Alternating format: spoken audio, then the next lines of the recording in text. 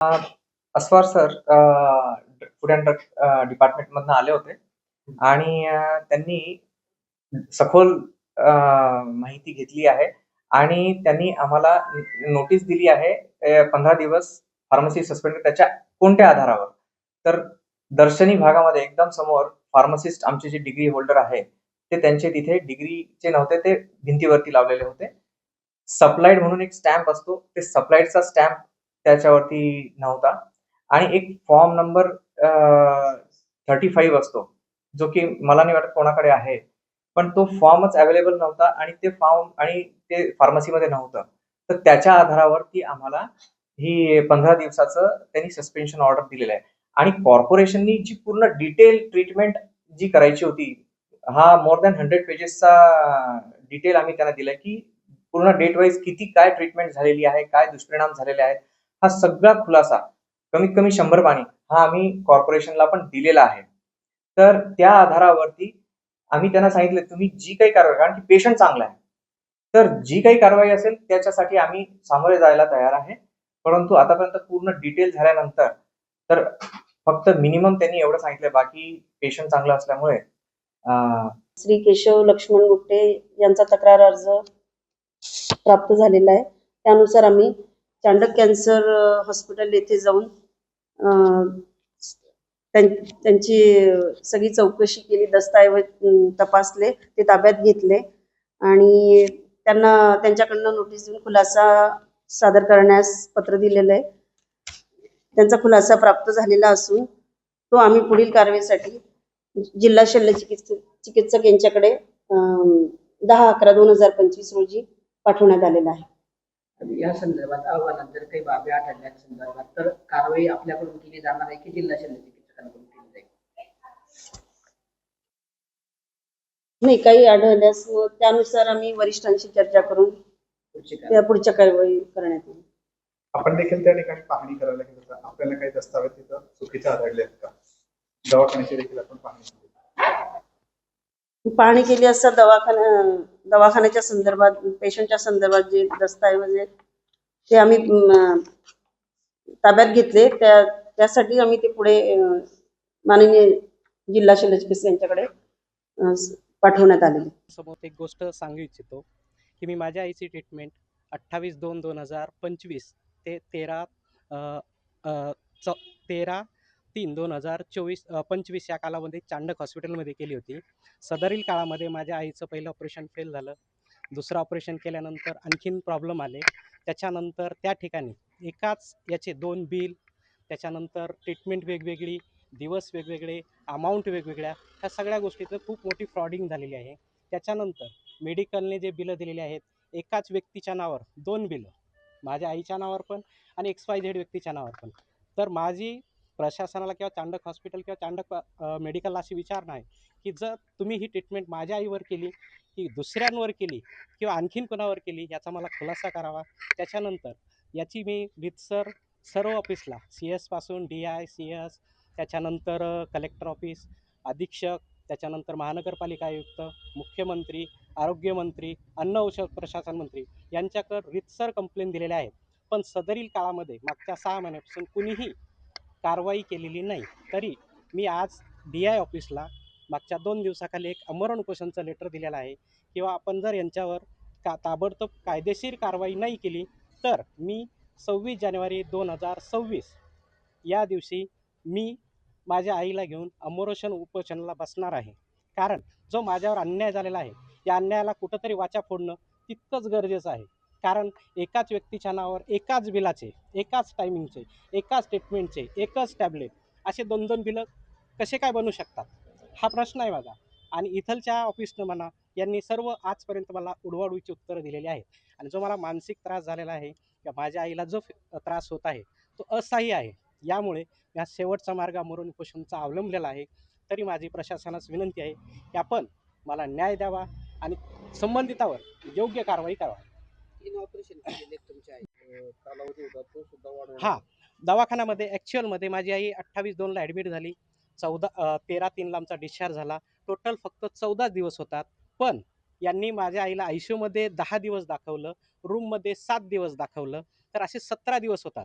दुसरं बिल दिलं, त्याच्यामध्ये परत 10 दिवस ॲडमिट दाखवलं ICUमध्ये, परत 4 दिवस दाखवलं.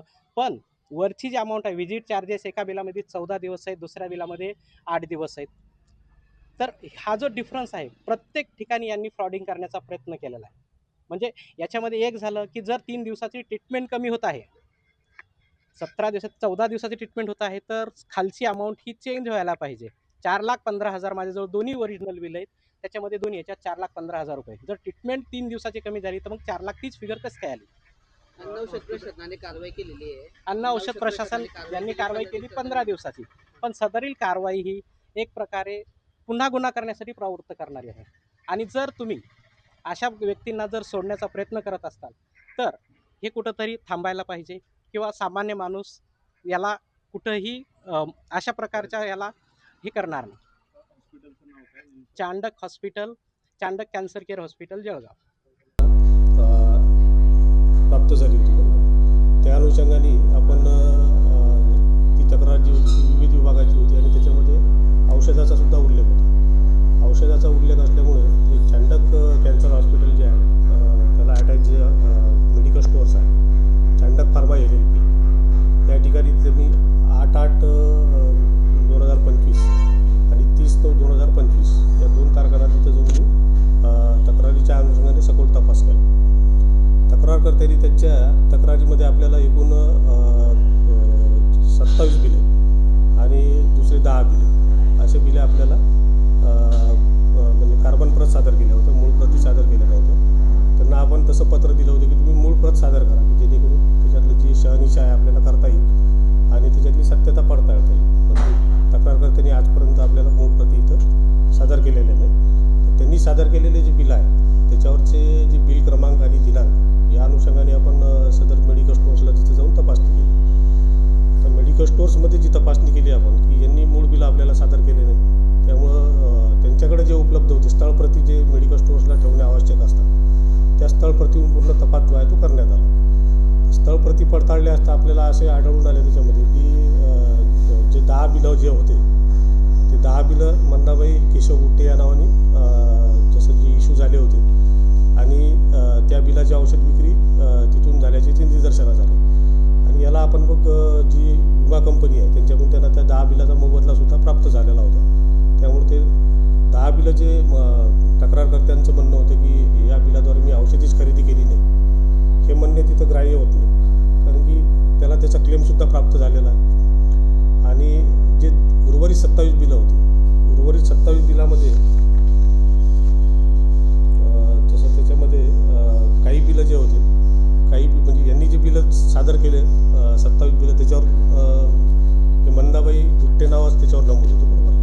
परंतु तिथं प्रत्यक्षात मेडिकलमध्ये तपासणी केल्यानंतर आढळून आलं तिथे की यांनी सादर केलेल्या बिलापैकी काही बिलावर या पेशंटचं नाव आहे, दुसरं जे पेशंट आहे त्याच्यावर दुसऱ्या पेशंटचं नाव आहे, जनाबाई अरुण चौधरी नावाने. तर जनाबाई अरुण चौधरी या नावाने जी बिलं आपल्याला आढळून आले तिथं ते क्रॉस व्हेरीफाय करता आपल्याकडे मूळ प्रती उपलब्ध नव्हत्या, यांनी सादर केल्या नव्हत्या. त्यामुळे आपण काय केलं की हॉस्पिटलला भेट देऊन त्या रुग्णाचा जो आहे तो केस पेपर आपण पडताळणी केली. तर केस पेपरमध्ये ते जी बिलं आपल्याला आढळून आले त्या पेशंटच्या नावाने, त्या पेशंटचा त्याच्यामध्ये म्हणजे त्या औषधाचा उल्लेख आढळून आला. यावरून हे सिद्ध होते की जे स्थळप्रती होत्या ते स्थळप्रती प्लस केस पेपर हे 2 पडताळणी केला तर म्हणजे त्या औषधाची खरेदी जनाबाई नावाने झालेली आहे, हे एक हे होते. आणि उर्वरित जे बिलं होते 27 पैकी त्याच्यातलं एक बिल दुसऱ्या काहीतरी चुकीच्या रुग्णाच्या नावाने होतं, तर ते त्यांनी आपल्याला तक्रारकर्त्यांनी सादर केलं होतं. म्हणजे हे जे 26 बिलं आहे, 26 पैकी काही बिलं जे जनाबाई आणि काही बिलं मंदाबाई अशी जी बिलं होती, तर त्या अनुषंगाने पूर्ण तपास करण्यात आला.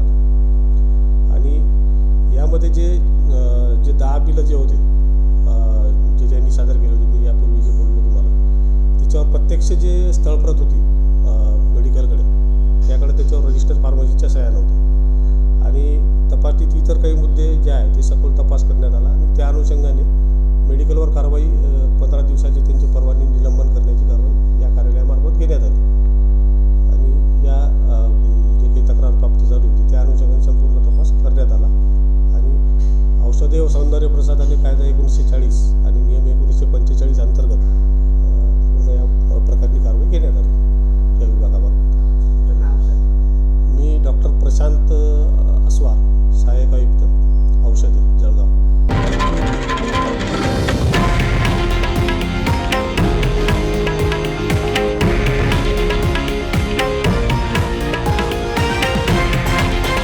हे आहे देशातील नंबर 1 न्यूज नेटवर्क आणि आपण पाहत आहात TV9 मराठी, एकमेव.